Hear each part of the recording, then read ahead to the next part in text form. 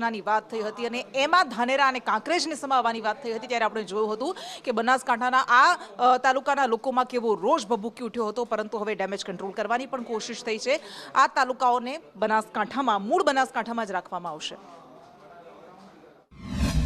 બનાસકાંઠા જિલ્લાનું વિભાજન કરીને રચિત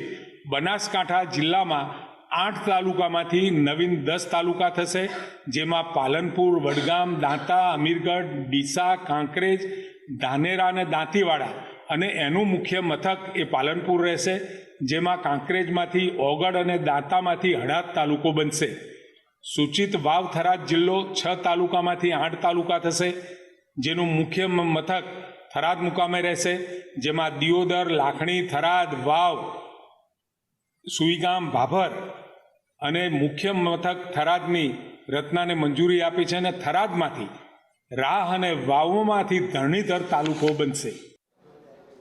જે બિલકુલ, એટલે આ વહીવટી કારણ તો ગણાવવામાં આવી જ રહ્યું છે, પણ સ્વાભાવિક છે કે મનીષ, આની પાછળ એક બહુ મોટો દાવ પણ ગણાવવામાં આવી રહ્યો છે, રાજકીય દાવ છે। બનાસકાંઠા, જે આપણે જોયું હતું કે વિરોધ ખાસો થયો હતો અને બનાસકાંઠા એક એવું, એ વિધાનસભાની ચૂંટણી ગણો કે લોકસભાની ચૂંટણી ગણો, આ એ જિલ્લો હતો કે જ્યાંથી ભાજપને ફટકો પણ પડ્યો હતો। શું લાગે છે કે હવે આ તાલુકાઓની જે ગણતરી ગોઠવાય છે એની પાછળનું કારણ શું? કૃષ્ણા, સૌથી મોટું કારણ તો એ હતું જેમ રાજનીતિક સોગઠાબાજી કેવી રીતે સેટ થાય છે એ જોવાનું કામ હતું, પરંતુ જેવો આ નિર્ણય લેવામાં આવ્યો કે જિલ્લાનું વિભાજન થશે તો ધાનેરા, કાંકરેજ અને દિયોદરમાં વિરોધ થયો। ધાનેરામાં પૂર્વ ધારાસભ્ય મફતલાલ પુરોહિતે, નાથાભાઈ પટેલ હોય કે પછી ઘણા બધા વર્તમાન ધારાસભ્ય માવજીભાઈ હોય, આ તમામ લોકોએ વિરોધ કર્યો અને ત્યારબાદ કાંકરેજમાં પણ આ જ પ્રકારનો વિરોધ સામે આવ્યો હતો। કાંકરેજમાંથી ઓગઢ એક નવો તાલુકો બનાવવો અને ધાનેરા અને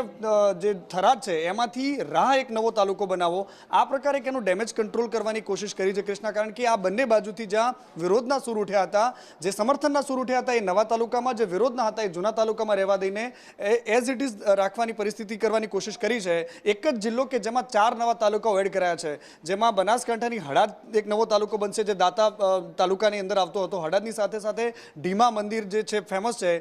એમાંથી ધરણીધર જે નવો એક તાલુકો બનાવવામાં આવશે। એની પાછળના જે રાજનીતિક સોગઠા ગોઠવવાના હતા એ પ્રમાણેની જે રાજનીતિ ગણી હતી, પરંતુ ખૂબ લાંબો વિરોધ થયો। આખા જિલ્લાની જે વિભાજનની વાત હતી રાજ્યભરમાં ચર્ચાનો વિષય બન્યો, રોજે રોજ વિરોધ થતા હતા અને બધાને અંતે જ્યારે સરકારે ઘીના ઠામમાં ઘી ઢાળવાની કોશિશ કરી છે અને આ ખૂબ સારો નિર્ણય છે, જેના કારણે કોઈ પણ જગ્યાએથી એવા અત્યારે હાલ પૂરતું એવું નથી લાગતું કે કોઈને આમાં અસંતોષ હોય કે નારાજગી હોય, કારણ કે જે પ્રકારે સરકારે બહુ જ સમાવેશી નિર્ણય લીધો છે, ઘણા બધા રાજનીતિક લોકો સાથે વાતચીત થઈ કૃષ્ણા, તો સરકારે એ વાત પણ, સરકારના સૂત્રોમાંથી પણ એ વાત સામે આવતી હતી કે સરકાર કોઈ પણ માણસોને નારાજ કરીને કોઈ પણ નિર્ણય જનતાના ઉપર થોપી નથી શકતી અને આ વાતનું મને લાગે છે આ વાતનું ખૂબ ધ્યાન રાખવામાં આવ્યું હોઈ શકે કૃષ્ણા।